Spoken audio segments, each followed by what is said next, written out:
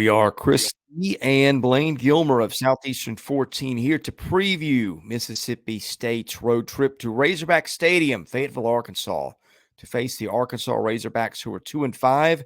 Mississippi State comes in at 3-3. You can catch this game 11 Central on ESPN. And here are the lines. We've got Vegas has got Arkansas as about a 7-point favorite, is a 50.5-point over-under. That makes for a predicted final of 29-22. What do the computers say? ESPN's FPI, Arkansas by 8. SP Plus, Arkansas by 3. Team rankings, Arkansas by 7. Jeff Sagarin, Arkansas by 11. That's a big range of outcomes there this late in the season. All that makes for Arkansas about a touchdown favorite if you average those together. And let me give you a piece of good news for both teams. First of all, a reminder, we got to pay the bills around here. If you're interested in advertising, caroline.smith at southeastern14.com. Anyway, Arkansas number 28 in the Sagarin ratings as of today. It's the team that's playing good ball, losing a lot of close games to a lot of good teams. Number one strength of schedule in the country, according to FP+. As for Mississippi State, that Arizona win, looking a little bit better. Arizona's moving into the top 40 in a lot of the computers. Pac-12 is a really good league. So both fan bases, I know, are a little depressed at this point. There's something good for both of you. And everything says this should be a pretty dandy matchup in Fayetteville.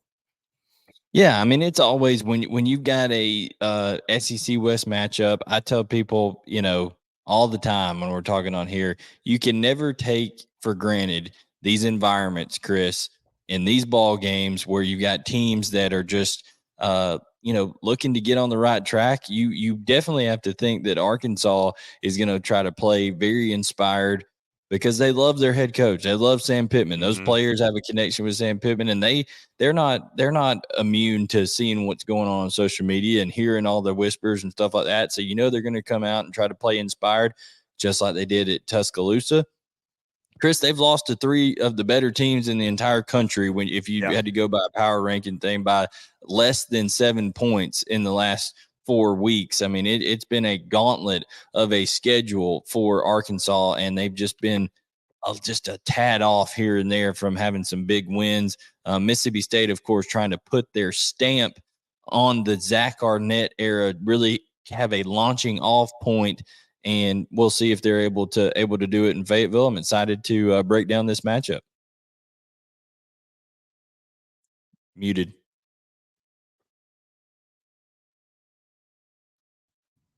All right, when Mississippi State's got the ball, first of all, we have questions. We've got Will Rogers and whether he'll play, Woody Marks, whether he'll play. As we do this Sunday night, it sounds like that's the case.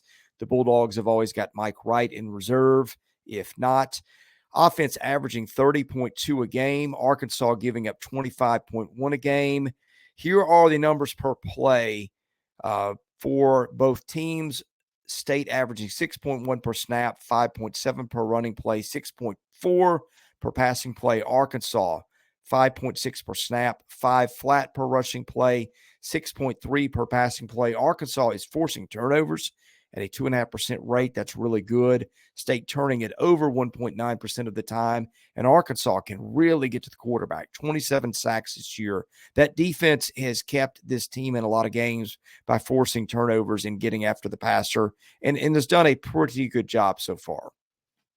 Yeah, I mean, I thought that the defense played pretty well against Alabama, Chris. When you're talking about where Arkansas's defense came from a couple, last year, right? So Barry Odom was the longtime defensive coordinator there for Sam Pittman. He goes to UNLV, which, by the way, I think UNLV is like 5-1 this year. So they're having that good for Barry Odom. But when you're talking about Travis Williams, he's brought a whole different identity. I said if you go watch our Alabama preview for Alabama versus Tennessee, Landon Jackson dominated Caden Proctor at different times in that game.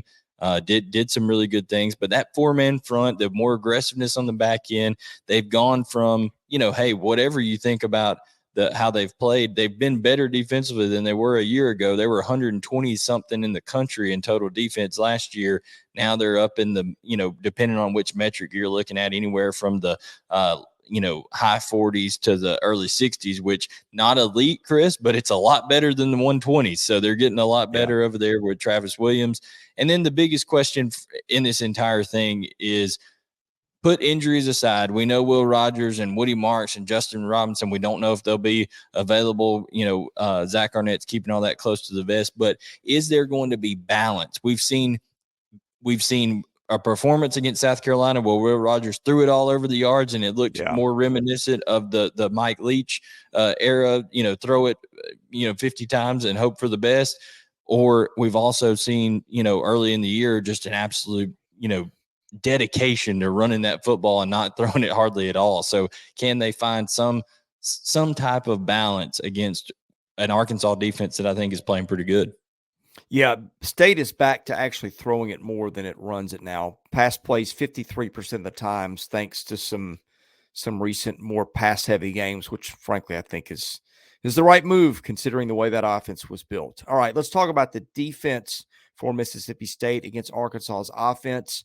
State allowing 29.5 a game, Arkansas scoring 29.9 a game. Here's the problem, though. I think the defense is setting up some short fields and doing some stuff to inflate those points because the yardage numbers, oh, my goodness. Yeah. 5 yards a snap for the Arkansas offense, State giving up a respectable 5.9.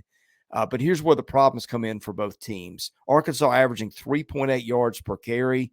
Not in a million years would we have guessed that preseason.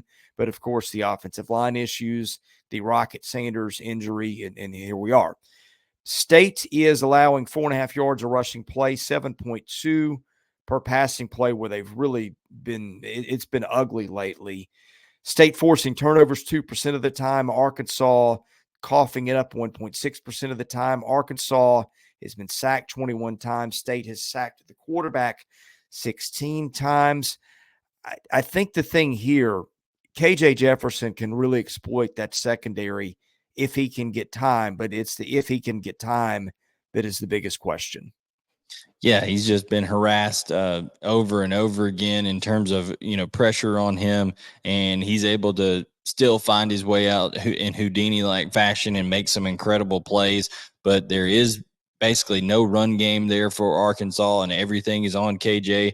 And then you have receivers that have failed to get a whole lot of separation at times. So, and then, when Luke Haas went down with the collarbone injury, that didn't help matters at all for Arkansas offensively. But the good news for Arkansas is that when you look at, Chris, you mentioned some of the team stats and stuff there. When you look at the advanced metrics for Mississippi State on defense, which is really the side that Zach Arnett was the defensive coordinator, promoted from within as defensive coordinator.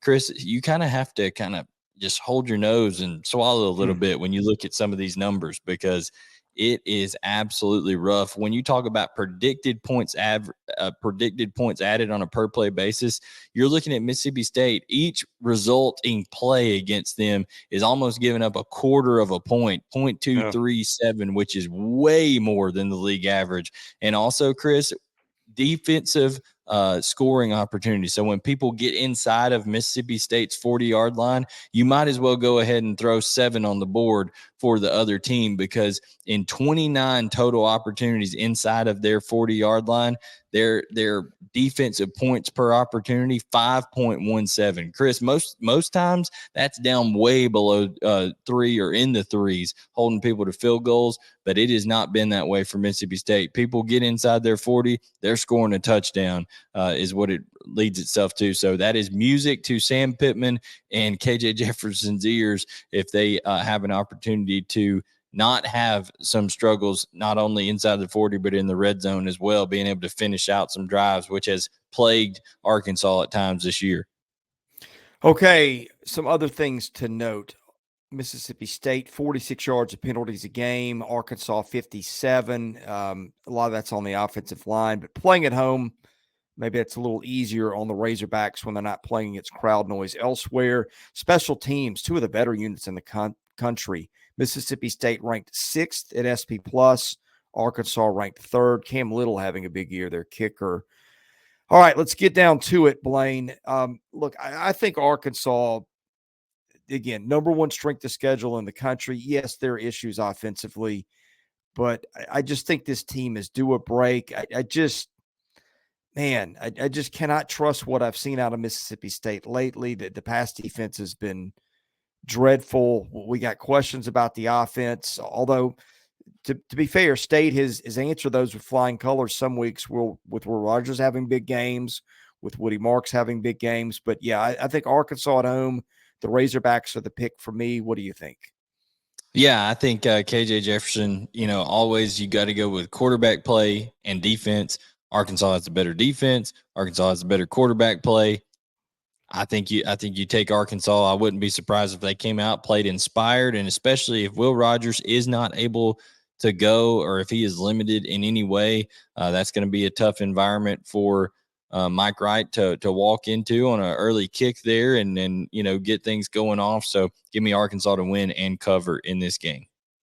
We are previewing every single SEC game involving FBS teams this football season. Get them all by hitting that subscribe button, enabling your notifications. And if you hit the like button, that helps us get noticed a little bit more. For Blayne Gilmer, I'm Chris Lee. We are Southeastern 14. Thanks for watching. We'll see you again soon.